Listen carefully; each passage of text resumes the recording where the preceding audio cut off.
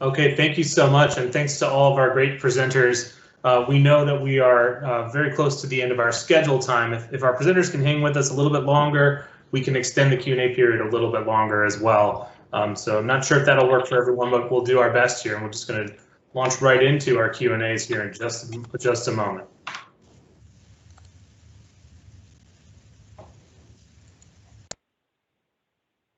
Okay, so I'm going to start off with a question that came in during Jackie's presentation.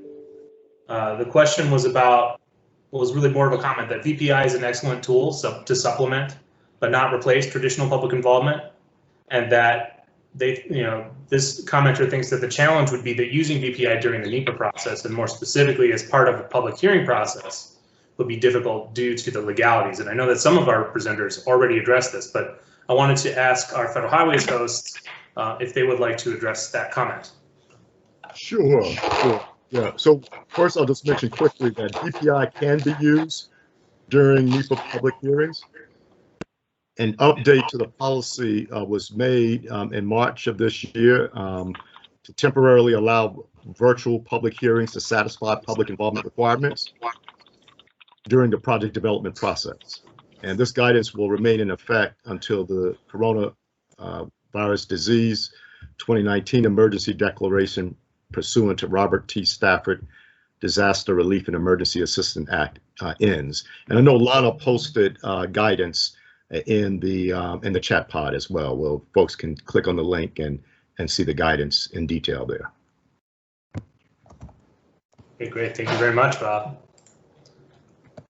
Okay, another question that came in during Jackie's presentation was, how do you obtain public comment for virtual public meetings?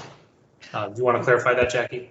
Sure, we do that through a variety of methods. We have an online public comment form that we had built into our website.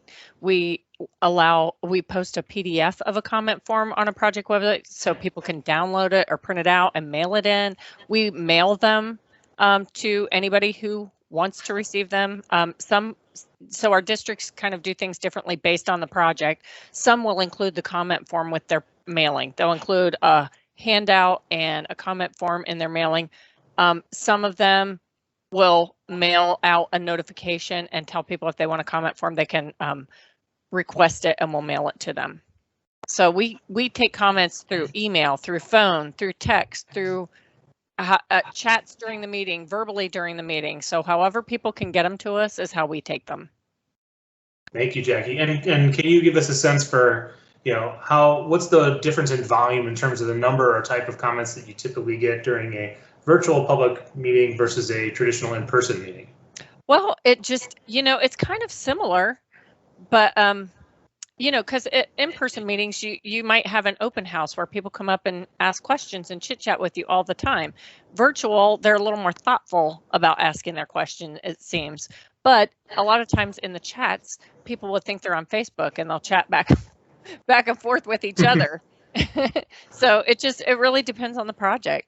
But we get an equal amount of everything, it seems.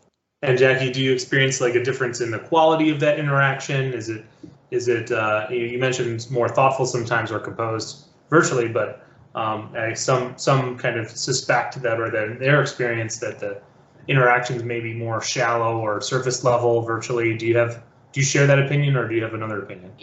Sometimes they can be more shallow, but we've gotten some pretty good substantive comments recently during our virtual public meetings. It's one thing to submit a chat that is a little less substantive, depending on the project and the comment and the commenter.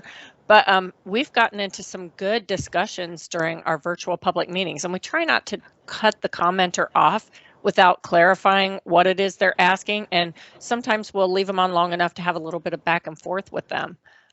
So trying to be respectful of everybody's time, but at the same time, making sure we heard the question correctly and addressing it correctly. So I would say it's kind of a mixed bag, but you get the same thing in public meetings because some people just don't feel comfortable speaking up in public meetings. Great point. Okay, thank you, Jackie. We've got a couple of questions here for the managed lane study team. One question was that how do you address public concerns that by holding virtual hearings or meetings, you are avoiding spending time in and getting to know the potentially impacted communities on a personal basis.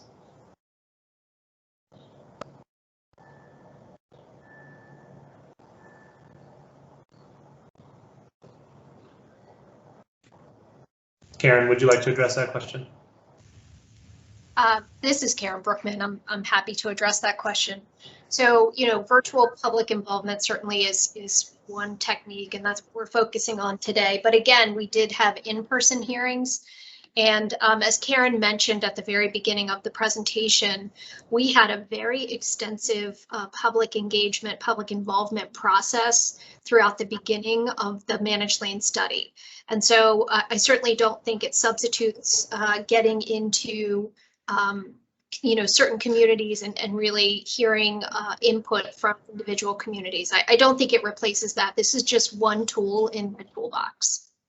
Great point, Karen. Yeah, completely agree with that.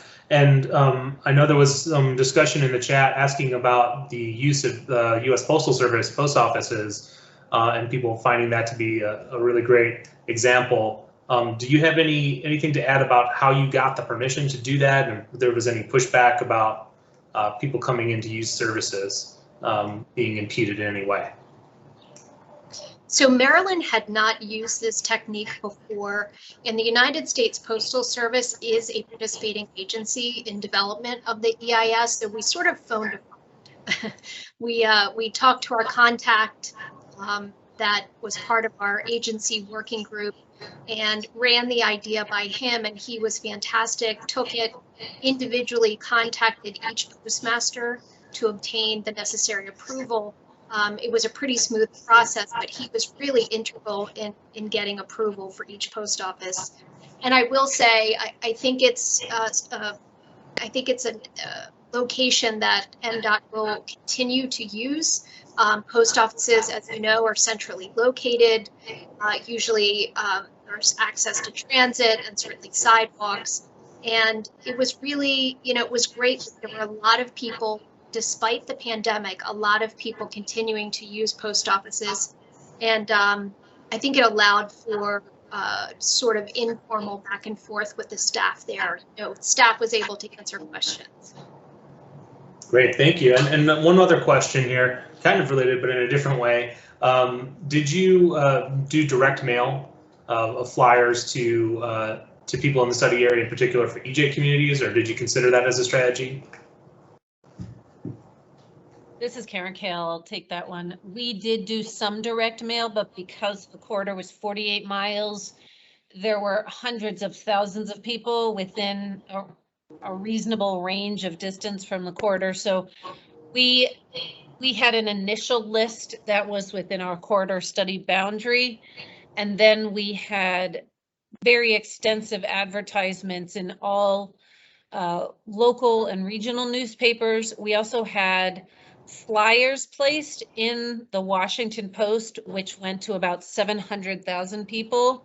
And those were flyers, like when you get the advertisements on a Sunday morning or a Thursday morning, those ads, they go to everybody, whether you get a paper or not. So we had specific flyer cards in those delivery approaches rather than trying to mail hundreds of thousands of letters out to local citizens.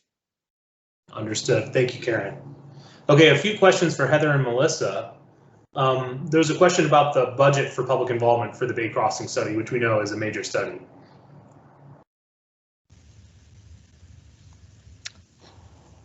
The question is how much we spent. Yeah, what was the budget for the public involvement effort? I think people are trying to get a sense for, what would it take to replicate, the type of strategies that you use? It was a lot, because as we also, same as MLS, we had prior in-person meetings. This was, after a long list of public meetings. So every time we had meetings with the public, we wanted to make sure we were advertising in all the same publications, and then if not more. So I'm going to say it ended up evolving to the last round was around 35,000. So it was very extensive. But again, we were in the Washington Post, in the Baltimore Sun, major publications, online. in print. Clearly, you were doing a lot. Another more specific question about the virtual information room. Would you like to share what software or platform was used for that? Yes, we use Public Input as well. Okay, great, thank you. And what were the methods used for data collection of attendees using the VPI? Were there, what kind of information did you get about, were you able to collect about people who were participating using your VPI tools?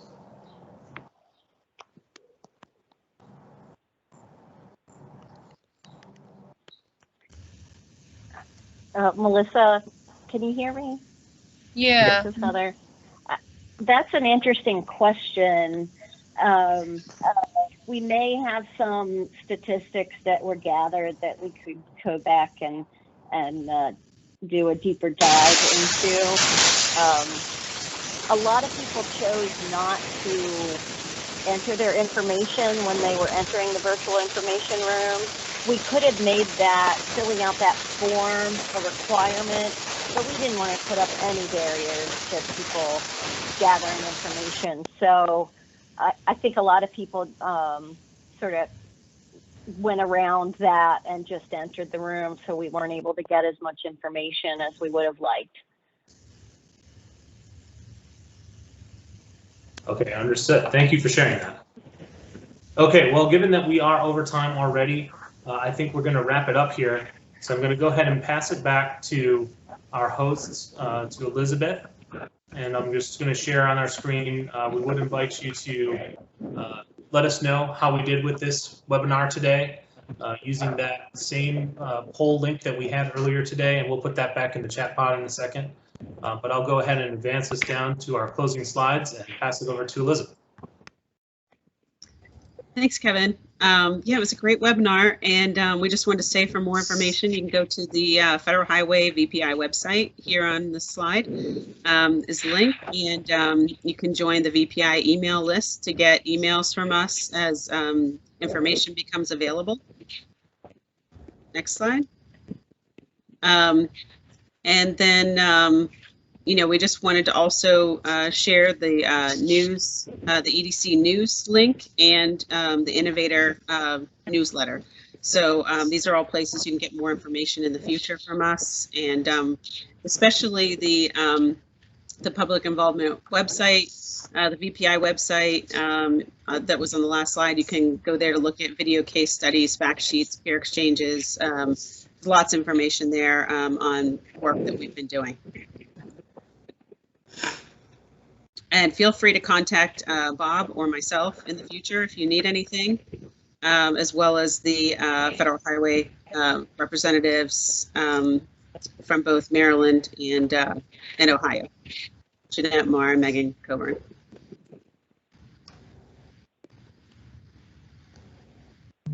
Hey, Kevin, this is Heather Lowe. Can I clarify one more thing? Absolutely. Sorry to jump in. I just want to clarify that we used public input for the platform for the hearing, but the virtual information room was developed by Jacobs, one of our engineering firms we have working with us on the project. Okay, great. Thank you for that clarification. We appreciate that. Sure. Okay, and with that, that's going to conclude our webinar for today. So we thank you all for joining us. We thank all of our presenters. Really fantastic information. And we're sorry that it went a little bit longer than we anticipated at the beginning, but I think it was worthwhile. Thanks, everyone, and have a great day.